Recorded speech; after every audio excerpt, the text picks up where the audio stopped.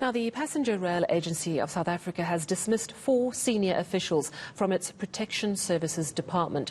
The dismissals come after a disciplinary inquiry following allegations of tender irregularities.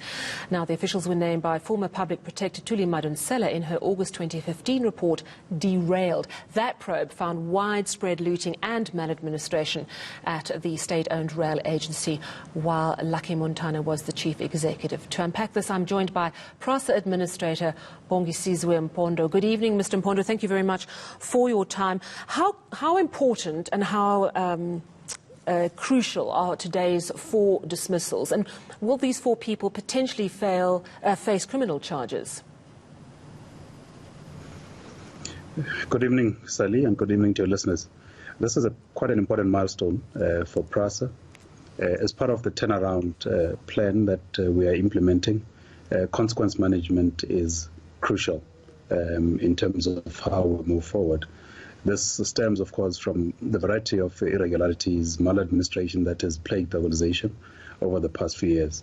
And for us, it becomes important to set the tone, set the right message right at the top in terms of what we mean when we say we're going to implement consequence management. Absolutely. Tell us a little bit more. I believe it is related to a tender or a number of tenders. Are you able to give us details on which tenders specifically and how much money they cost the company?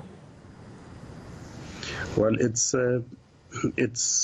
in relation to security companies or contracts that get appointed to augment our security response with regards to protecting our assets as well as our customers. So these contracts would have taken place, or at least were appointed around 2009, and were found to have been irregular, as you indicated earlier, Sally, by the public protector. So it's been these have now over the years, I think, would have cost the company roughly about 700 million, the irregular ones. So the next step, at least the first step for us, was to ensure that we implement the consequence management, because it's an internal disciplinary process, and therefore summarily dismiss the concerned employees. These contracts also were part of the proclamation by the President signed last year, and so we're working with this SIU, on these and a number of other cases, about 27 or so that have been cited, and the process continues. So this was the first step. With the SIU, we'll continue in terms of ensuring that we recover the monies that have been lost to the company, and also further prosecutions through the Hawks. So you've been in the job of administrator for Prasa since December. You've been tasked with cleaning up about 10 years of rot. What percentage of the rot do you think you've sorted out so far? So the earlier in the early part of the year, around February, we had placed on suspension about 12 senior employees. 9 of those were charged, and also that part of the 27 that are in the proclamation that I mentioned. So charges have been profiled against those 9 employees. We're just delayed with the COVID and not being able to sit and have some of these disciplinary issues processed. But we're going to move now with the relaxations having been, at least the restrictions having been lifted. We'll then be able to move more swiftly, even on those cases, because those came, after the 4 that we have now dismissed. Prasa has had so many problems. It's not really functioning very well at all. As you try and clean up the rot, do you have any idea of how soon we will see Prasa functioning at full capacity again?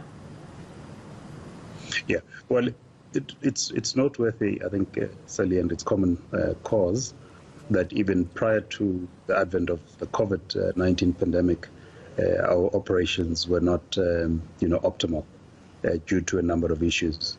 COVID just made things a bit more tougher for us. However, we've, since, in particular when the minister issued the directives earlier on this month, we've been planning to get back our services in an incremental manner. Key for us is to ensure that when we do return to service, we're able to ensure that our commuters, are safe, and that we protect them as much as we can against this pandemic spreading. So we are doing some work in terms of, or a lot of work in terms of ensuring that we bring back the service incrementally. And our target at this stage, and we're having conversations with the Department of Transport as well as the Minister giving updates, we're looking at a return to service in the next month, which is July. Well done on your hard work in bringing these 4 disciplinary inquiries into dismissals and handing it over to the SIU. And thank you very much for your time this evening, Prasa Administrator Bongisizwe Mpondo.